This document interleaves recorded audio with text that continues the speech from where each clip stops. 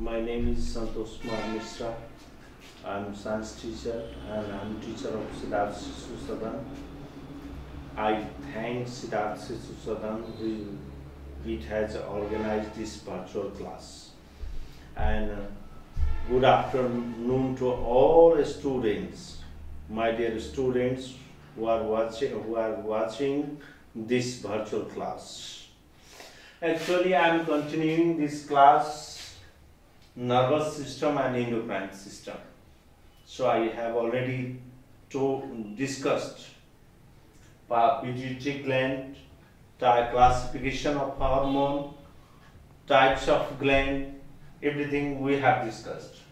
Today I will discuss thyroid and parathyroid glands.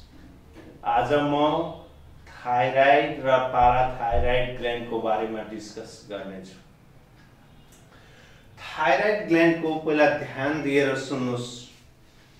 Thyroid gland जुन छ, it is one of the largest endocrine glands of our body. Its weight, यसको वजन, its weight is about 25 to 40 grams. 25 to 40 grams. 25 to 40 grams. यसको वजन हुन्छ 25 ग्राम देखि लिएर 40 ग्राम सम्म। र it is larger in female than male. Female मा thyroid gland को साइज ठुलो हुन्छ र मेल मा सानो हुन्छ। त्यसपछि it is situated in the neck, just below the larynx. Just below the larynx. It is highly vascular because it is rich in blood supply. It looks more reddish than surrounding tissues. It is made up of two lobes. It is made up of two lobes. One lobe and another lobe, and these two lobes are joined together by a narrow band of thyroid tissue that we call isthmus. Isthmus. These two lobes lie close to one another, one on either side of trachea. One on either side of trachea. Now you have understood यो के हुन्छ, एउटा lobe ट्र्याकिया को left side मा अर्को right side मा र दुईटा लोब हुन्छ र दुवै लोब इस्थमस द्वारा जोडिएको हुन्छ र यसमा दुईवटा लोब हुन्छ। त्यसपछि it contains a large number of rounded small thyroid follicle. तपाईले सायद यो thyroid follicle र यो thyroid follicle हेरिराख्नु भएको छ। These thyroid follicle are lined by single layer of cuboidal epithelial cells. यहाँ हेर्नु साथीभाइहरु, यहाँ जुन म हात राखेको छु यो सिंगल क्युबाइडल इपिथेलियल सेल हो। यो सिंगल क्युबाइडल इपिथेलियल सेल हो र यो क्युबाइडल इपिथेलियल सेलले एक प्रकारको प्रोटिन सेक्रेट गर्छ जसलाई थाइरोग्लोबुलिन भन्छ। थाइरोग्लोबुलिन भन्छ। के भन्छ?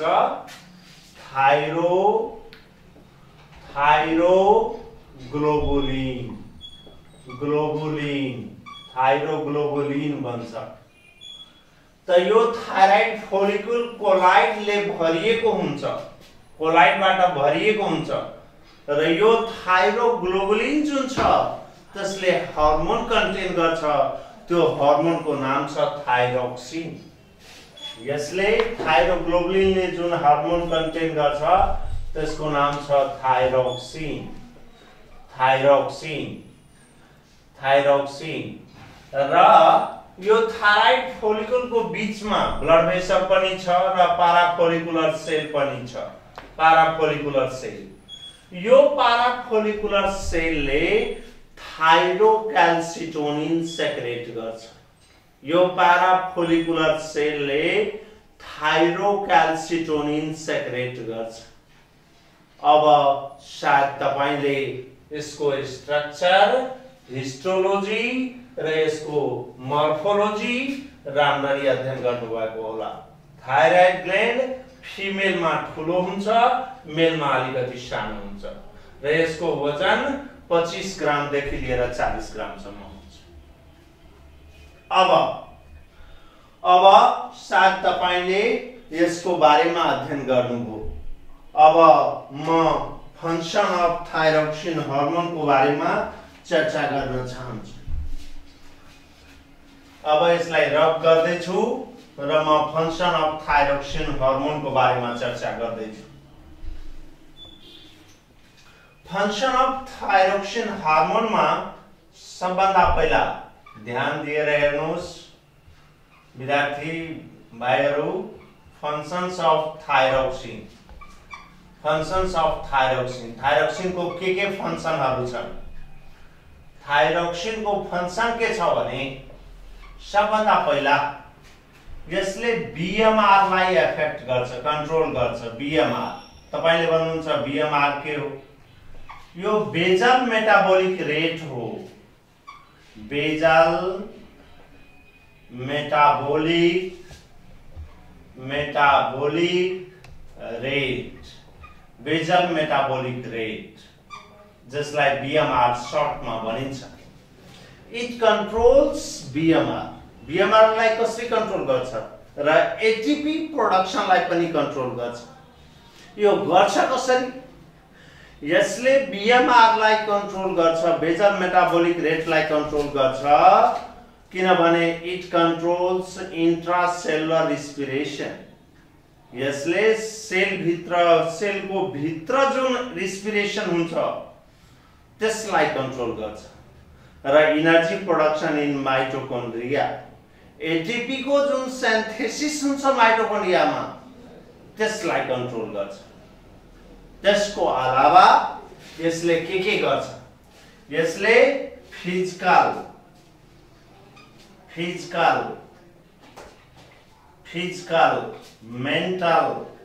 र सोशल ग्रोथ लाई कन्ट्रोल गर्छ। मेन्टल र सोशल ग्रोथ लाई कन्ट्रोल गर्छ। सोशल ग्रोथ लाई कन्ट्रोल गर्छ। सोशल ग्रोथ लाई कन्ट्रोल गर्छ। यसले फिजिकल, मेन्टल र सोशल ग्रोथ लाई कन्ट्रोल गर्छ। त्यसपछि यसले तपाई फ्रगको लाइफ साइकल पढ्नु भएको होला भने ट्याडपोल स्टेज हेर्नु भएको होला। ट्याडपोल स्टेजमा के हुन्छ भने यसले के गर्छ? टिस्यु डिफरेन्सिएसन गराउँछ। टिस्यु डिफरेन्सिएसन, हिस्टोजेनेसिस को नाम तपाईले सुन्नु भएको होला र मेटामर्फोसिस को नाम सुन्नु भएको होला। मेटामर्फोसिस में पनि ट्याडपोल लार्भालाई मद्दत गर्छ र लार्भाबाट एडल्टमा चेन्ज हुन्छ, एडल्टमा चेन्ज हुनमा मद्दत गर्छ। त्यसपछि यसले मेटाबोलिजमलाई पनि असर पार्छ। मेटाबोलिजममा प्रोटिन मेटाबोलिजममा, फ्याट मेटाबोलिजममा र कार्बोहाइड्रेट मेटाबोलिजममा। फ्याट मेटाबोलिजममा के गर्छ? It increases the breakdown of fat और लिपिड। यसले फ्याट र लिपिड को ब्रेकडाउन लाई बढाइदिन्छ। यसले फ्याट र लिपिड को ब्रेकडाउन लाई बढाइदिन्छ। त्यसपछि प्रोटिन मेटाबोलिजममा यसले प्रोटिन सिन्थेसिस को लाई पनि बढाइदिन्छ र ग्रोथ लाई आसान बनाइदिन्छ। It helps in the growth of our body. It increases protein synthesis and it helps in the growth of our body. यसले हाम्रो शरीरको ग्रोथ हुनमा मद्दत गर्छ र प्रोटिन सिन्थेसिस को रेट लाई बढाइदिन्छ। कार्बोहाइड्रेट मेटाबोलिजममा यसको के असर छ भने यसले हाइपरग्लाइसेमिक इफेक्ट गर्छ या डायबिटोजेनेसिस भनौं। डायबिटोजेनेसिस भन्नाले के भने ब्लड ग्लुकोज लेभललाई, डायबिटोजेनेसिस भन्नाले ब्लड ग्लुकोज लेभललाई बढाइदिन्छ। ब्लड ग्लुकोज लेभललाई बढाइदिन्छ र हाइपरग्लाइसेमिया गराउँछ। यही हो थाइरोक्सिन। त्यसपछि यसले के गर्छ भने रेनल ट्युब्युलबाट वाटर रिअब्जर्प्सनमा मद्दत गर्छ र युरिन आउटपुटलाई रेगुलेट गर्छ। These are the function of thyroxine. यो थाइरोक्सिन का फंक्शन हो। अब सायद तपाईले बुझ्नु भएको होला कि थाइरोक्सिन हाम्रो शरीरको लागि किन इम्पोर्टेन्ट छ। किनभने basal metabolic rate, physical, mental र सोशल ग्रोथलाई कन्ट्रोल गर्छ, ट्याडपोलमा मेटामोर्फोसिस र टिस्यु डिफरेन्सिएसन गराउँछ र युरिन आउटपुटलाई कन्ट्रोल रेगुलेट गर्छ। त्यसपछि protein metabolism, fat metabolism, carbohydrate metabolism सबैलाई इफेक्ट गर्छ। You have understood thyroxine is essential for our body. यो हाम्रो शरीरको लागि अति आवश्यक हार्मोन हो। अब थाइरोक्सिन हार्मोनको सेक्रेसन कम भयो भने के हुन्छ र बढी भयो भने के हुन्छ। थाइरोक्सिन हार्मोनको सेक्रेसन कम भयो भने बच्चामा र एडल्टमा, सानो बच्चा र युवकमा कस्तो असर पर्छ त्यसको हेर्नुस्। हाइपोसेक्रेसन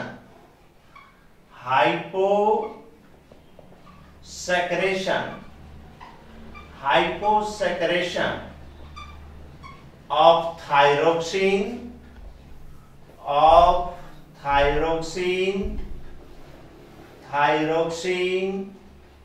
in children, बच्चामा के गराउँछ भने यसले क्रेटिनिजम भन्ने नाम सुन्नु भएको होला, किताबमा पढ्नु भएको होला। क्रेटिनिजम गराउँछ। CRETINISM,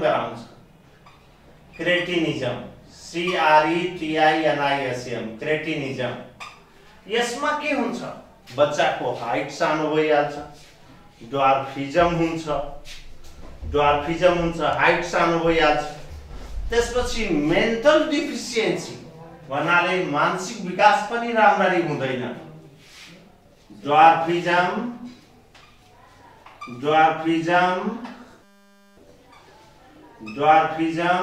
त्यसपछि सिभियर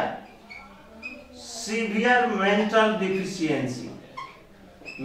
डिफिसियन्सी भन्नाले मानसिक विकास पनि त्यति राम्ररी नभएको हुने गर्छन्, डिफिसियन्सी।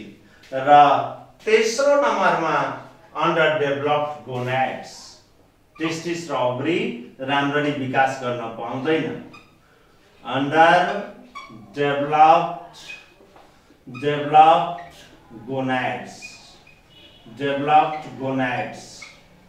यता हेर्नुस् राम्ररी। सबभन्दा एक नम्बरमा ड्वार्फिजम, हाइट सानो हुनु, कद सानो हुनु, अग्लो नहुनु। दोस्रो सिभियर मेन्टल डिफिसियन्सी, मानसिक विकास राम्ररी हुन नसक्नु र अन्डर डेभलप्ड गोनाड्स मतलब टेस्टिस र ओभरीको राम्ररी विकास हुन नसक्नु। क्रेटिनिजम यो हाइपोसेक्रेसन अफ थाइरोक्सिन इन चिल्ड्रेन, बच्चामा यस्तो असर देखाउँछ। अब एडल्टमा हाइपोसेक्रेसन अफ थाइरोक्सिन इन एडल्टमा के असर पार्छ यसको पनि म विस्तारै चर्चा गर्छु।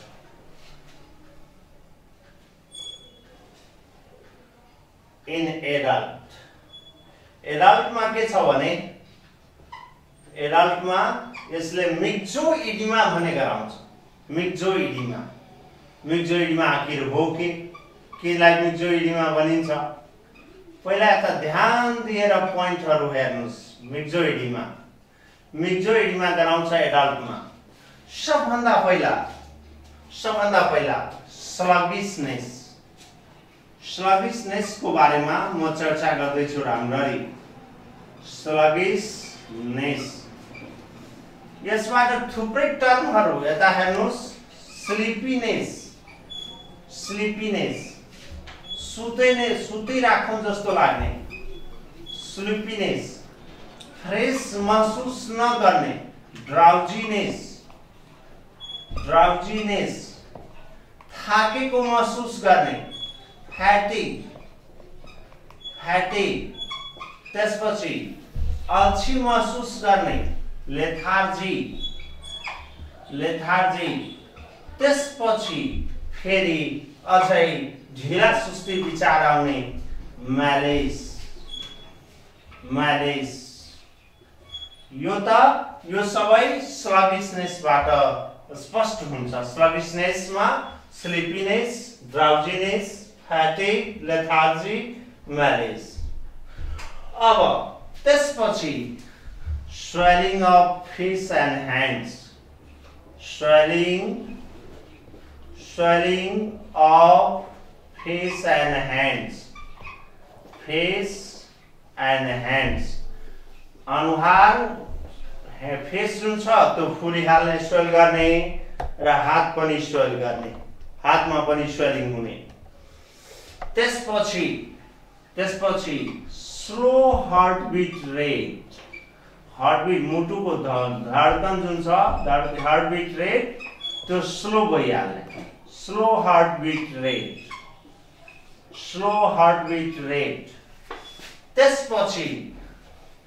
त्यसपछि मस्कुलर विकनेस, मांसपेशीमा कमजोरी महसुस हुने, मांसपेशीमा कमजोरी महसुस गर्ने, मस्कुलर विकनेस। र त्यसपछि डल mindedness,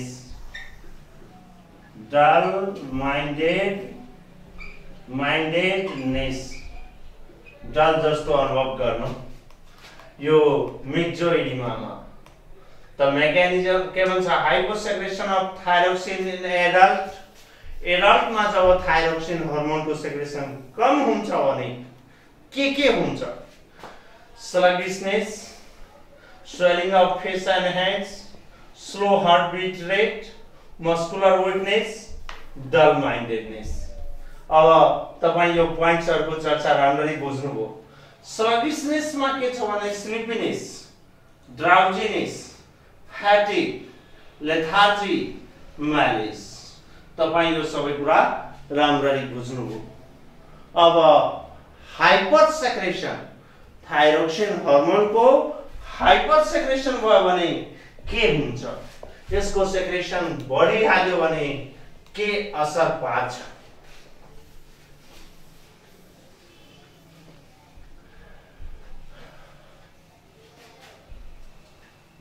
hyper secretion of thyroxine, hyper secretion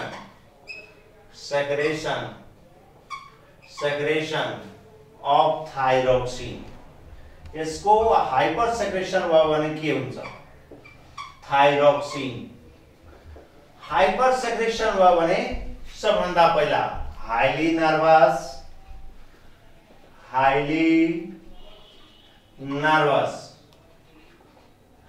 nervous. त्यसपछि दोस्रो नम्बरमा ओभर एक्टिभ, धेरै सक्रिय देखिनु, ओभर एक्टिभ, चाहिएको भन्दा बढी सक्रिय देख्नु, ओभर एक्टिभ। र इरिटेबल, चाँडै रिसाउने खालको, इरिटेबल। बिस्तारै गएर पछि गएर के हुन्छ भने accumulation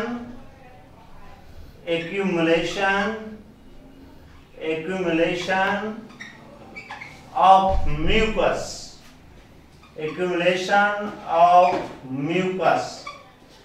mucus in eye orbit। आँखाको अर्बिट भित्र म्युकस जमा हुनु, जसले के गराउँछ? प्रोट्रुडेड आईबल। मतलब आईबल जस्तो लाग्छ कि अब आँखाबाट झरिहाल्छ, अगाडि आइहालेको हुन्छ, त्यस्तो लाग्नु, प्रोट्रुडेड आईबल। अब यो हाइपर सेक्रेसन अफ थाइरोक्सिन हर्मोनको बारेमा, हाइपर सेक्रेसन हुँदाखेरि के हुन्छ? सबभन्दा पहिला highly nervous, over active, irritable, चाँडै रिसाउने खालको, धेरै सक्रिय हुने, धेरै एक्टिभ हुने र हाइली नर्भस र accumulation of mucus in eye orbit, protruded eyeball. यो कन्डिसनलाई के भन्छ? यो कन्डिसनलाई एक्स अप्थाल्मिक गोइटर भन्छ। एक्स अप्थाल्मिक गोइटर भन्छ र ग्रेव्स डिजिज पनि भन्छ। और ग्रेव्स डिजिज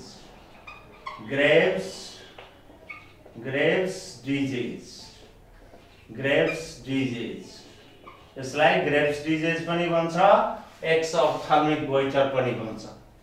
अब इन सिंपल गोइटर को बारेमा चर्चा गरौँ। सिंपल गोइटर के हो भने यदि हाम्रो खाना वा डाइटमा आयोडिन को कमी भयो, जसको कारणले थाइरोक्सिन हर्मोनको सेक्रेसन कम भइहाल्यो, तब थाइराइड ग्ल्यान्डले के गर्छ भने आफू भित्र थाइराइड फोलिकलको संख्यालाई बढाउँछ, जसको कारणले थाइराइड फोलिकल बढिहाल्छ र थाइराइड ग्ल्यान्डको साइज ठुलो भइहाल्छ। This enlarged stage of thyroid gland is called simple goiter। र यसको लागि उपायमा हामीले आयोडाइज साल्ट खानुपर्छ, नुनमा आयोडिन मिसेको नुन जसमा आयोडिन प्रेजेन्ट होस् त्यस्तो नुन खानुपर्छ। अब सायद सिम्पल गोइटर पनि तपाईले बुझ्नु भएको होला र यो हाइपर सेक्रेसन अफ थाइरोक्सिन, त्यसपछि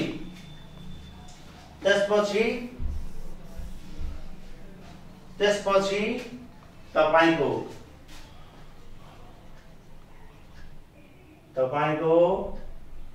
के हुन्छ भने थाइरोक्याल्सिटोनिन, अर्को हर्मोन छ थाइरोक्याल्सिटोनिन। यसलाई कसले सेक्रेट गर्छ? पाराफोलिकुलर सेलले। Thyrocalcitonin is secreted by parafollicular cell. Follicular cell thyroid gland भित्रै हुन्छ। यो पाराफोलिकुलर सेलले थाइरोक्याल्सिटोनिन सेक्रेट गर्छ। यसको काम के हो? थाइरोक्याल्सिटोनिन को काम के हो? थाइरोक्याल्सिटोनिनले के गर्छ भने क्याल्सियमलाई ब्लडमा क्याल्सियमको लेभललाई मेन्टेन गर्छ र यदि ब्लडमा बढी मात्रामा क्याल्सियम भयो भने त्यो क्याल्सियमलाई बोनमा लिएर जान्छ र बोनलाई स्ट्रङ बनाउँछ। त्यसको यति मात्रै होइन, यदि ब्लडमा क्याल्सियमको लेभल बढी भइहाल्यो भने क्याल्सियमलाई रेनल ट्युब्युल द्वारा एक्सक्रिसन गराउँछ, युरिन भएर एक्सक्रिट गराउँछ। यस प्रकार थाइरोक्याल्सिटोनिनले क्याल्सियमको लेभललाई मेन्टेन गर्छ। कसरी मेन्टेन गर्छ? सबभन्दा पहिला ब्लडमा बढी भएको क्याल्सियमलाई बोनमा लिएर जान्छ र बोनमा मिनरलाइजेसन गराउँछ, बोन स्ट्रङ हुन्छ। यदि त्यो भन्दा पनि बढी क्याल्सियम भइहाल्यो भने त क्याल्सियमलाई युरिन भएर एक्सक्रिट गर्नमा and reduces the reabsorption of calcium from the renal tubule and helps in the excretion of extra amount of calcium through urine। यस प्रकार थाइरोक्याल्सिटोनिनले आफ्नो काम गर्छ। अब त्यसपछि पाराथाइरोइड ग्ल्यान्ड जुन छ, यहाँ हेर्नुस् डायग्राममा एउटा यहाँ छ, एउटा यहाँ छ, एउटा यहाँ छ, एउटा यहाँ छ। यो ब्याक साइड ट्र्याकियाको पछाडिको भाग देखाइएको छ, किनभने थाइरोइड ग्ल्यान्डको पछाडिपट्टि दुईटा लेफ्ट साइडमा, दुईटा राइट साइडमा, एउटा माथि, एउटा तल, एउटा माथि, एउटा तल, लेफ्ट र राइट साइड दुवैमा। पाराथाइरोइड ग्ल्यान्डको वेट जुन छ, पाराथाइरोइड ग्ल्यान्डको वेट 0.05 to 0.3 ग्राम यति यसको वजन हुन्छ एउटाको। अब यो पाराथाइरोइड ग्ल्यान्ड पाराथाइरोइड ग्ल्यान्डले लार्ज पेप्टाइड सेक्रेट गर्छ, जसलाई हामी सर्टमा पीटीएच भन्छौँ या पाराथर्मोन भन्छौँ। पाराथर्मोन यो पाराथर्मोन हर्मोनको सेक्रेसन जुन छ, पाराथाइरोइड ग्ल्यान्डको secretion is regulated by blood calcium level. Secretion of parathyroid hormone is regulated by blood calcium level. रगतमा जुन क्याल्सियमको लेभल हुन्छ त्यसले पाराथाइरोइड हर्मोनको सेक्रेसनलाई कोअर्डिनेट गर्छ र रेगुलेट गर्छ। पाराथाइरोइड ग्ल्यान्डको सेक्रेसन पाराथर्मोनले के गर्छ? पाराथर्मोनले सबभन्दा पहिला यता ध्यान दिएर हेर्नुस् विद्यार्थी साथीहरू। पाराथर्मोनले के काम गर्छ? सबभन्दा पहिला बोन रिजर्प्सन। यसले बोनबाट क्याल्सियम लिएर ब्लडमा आउँछ। यसले बोनमा रिजर्प्सन गराएर जसलाई डिजोल्युसन पनि भन्छ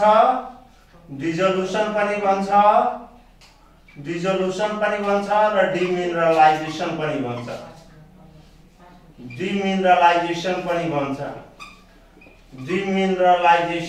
भन्छ। अनि बोनबाट क्याल्सियम लिएर ब्लडमा क्याल्सियम लिएर आउँछ। त के गराएर? त बोन रिजर्प्सन गराएर। त्यसपछि अर्को तरिका, यसले क्याल्सियम लेभल कसरी ब्लडमा बढाउँछ? अर्को तरिकामा रेनल ट्युब्युलबाट रिएब्जर्प्सनलाई बढाएर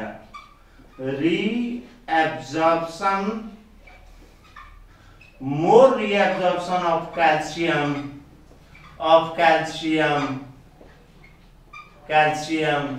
through renal tubules.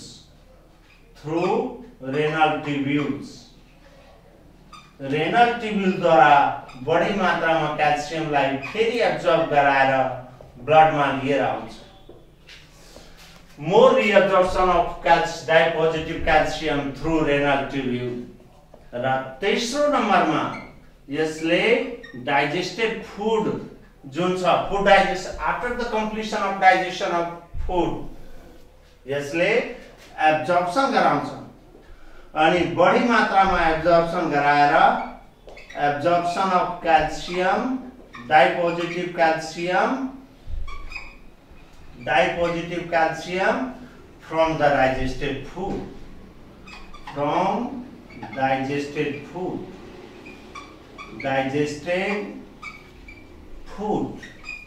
Food digest भएपछि त्यसपछि क्याल्सियम रिएब्जर्प्सन गराएर र यसको मुख्य अनि लास्टमा यो भन्न चाहन्छु, पाराथाइरोइड ग्ल्यान्डले ब्लडमा क्याल्सियमको लेभललाई बढाइदिन्छ, त्यसैले यसलाई हाइपरक्याल्सेमिक भन्छ।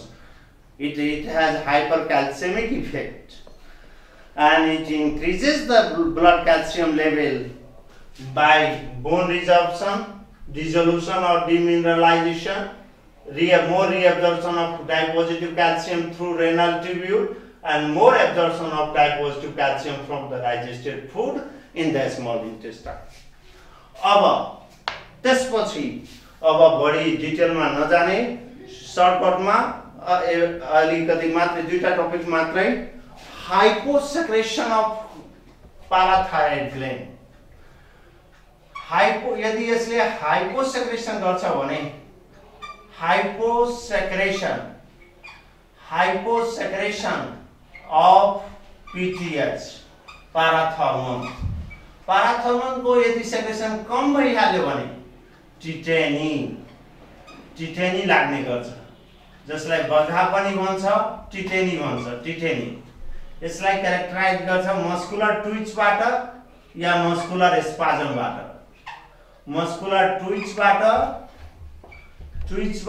या मस्कुलर स्पाजमबाट र त्यसपछि हाइपर सेक्रेसन भयो भने पाराथाइरोइड ग्ल्यान्डको सेक्रेसन बढ्यो भने के हुन्छ? यदि बढ्यो भने there is chance of formation of a stone in the kidney, ureter, urinary bladder, in each organहरुमा stone formation हुने सम्भावना बढिहाल्छ। आजको क्लासमा यतिकै। अर्को दिन फेरि एड्रिनल ग्ल्यान्डको र प्याङ्क्रियाजको चर्चा गरौँ।